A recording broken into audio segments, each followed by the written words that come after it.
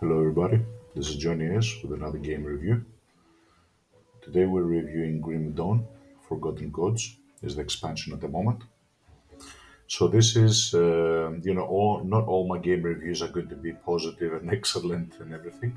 This is more of a low-tier game, let's call it. I do recommend people play this game, but you know, I do not. In comparison to what else is out there at the current day that we're talking about, this is a much older game, lower graphics,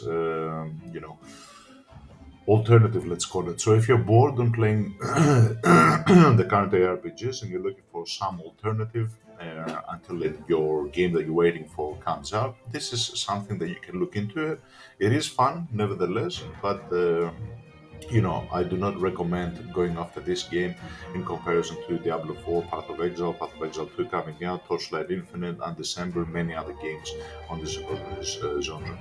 The reason why I'm reviewing this is because this is one of my old favorite games that I used to have. So it's not free; you have to purchase it via Steam. So this is, something of a deciding factor because there are other games that are free, for example, and then there's this one which is not free. So you have to think a little bit. That's why I'm saying this is kind of a minus on the game's perspective. Nevertheless, because it's a game that I had bought long, long time ago, before Path of Exile, we're talking about many, many years, it could be 15 years and above. I thought just to give an alternative that people might, be interested in looking into. There's a lot of DLC content which is coming out. So Forgotten Gods is the DLC at the moment, and you can purchase this separately from the Steam store. At the moment, this is the highest possible graphics that we're running, and as you can see, it is quite low polygons as far as the graphical design goes. We have created two characters that we can see here, and you can create a new character which you can select male, female, veteran, hardcore, and the name, and then once you're inside the game, you can, via playing the campaign, unlock additional, let's call them classes and so forth. So let's go into one of the characters that I have created. I'm only level 37, so in this game I have created and deleted many characters over the years. So this is the interface, what it looks like, and this is the maximum graphics. So it's not, the top notch, let's say. Um, this is the inventory, so it's an older looking, let's say, game. Similarly to others on this type of games, you have your inventory, you have your items you can select. There's set items. There's your statistics at the moment here, and you collect different items and everything.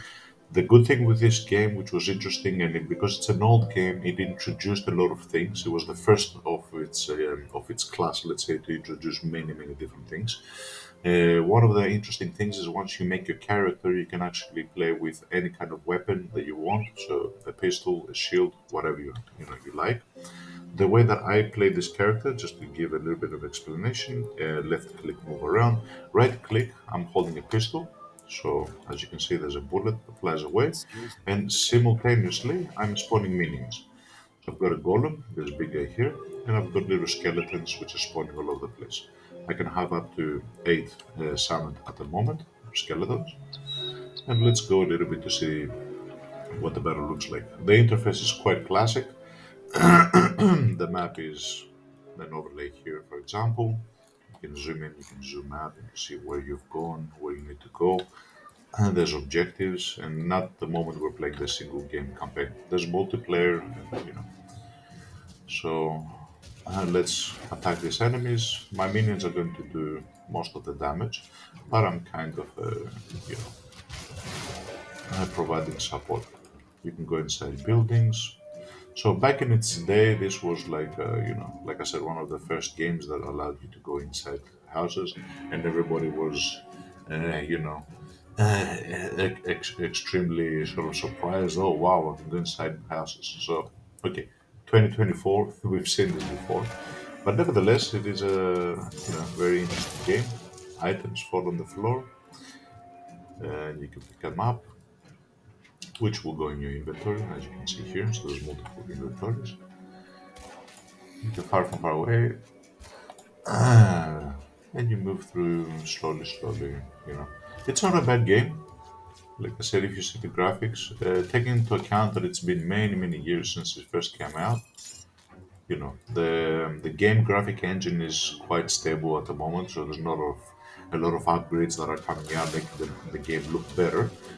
They have kept this game engine, so the graphic quality and everything. And usually, what they do is they introduce new content, so new stages, new events, like a season, let's call it. But it is nice, and it's an alternative. There's a big boss there. There's a huge loot explosion. Some of the items get automatically picked, some do not. I don't think, but I could be mistaken, I don't think there's the concept of a loot filter in this game. On the right hand side, you can see your quests at the moment that you have, and you can see your minimap. There's not an overlay on this game, and you have your resources at the bottom, your map as we explained, and yeah, that's pretty much it. So thank you very much for watching. This is Johnny S with another game review. Have a good night.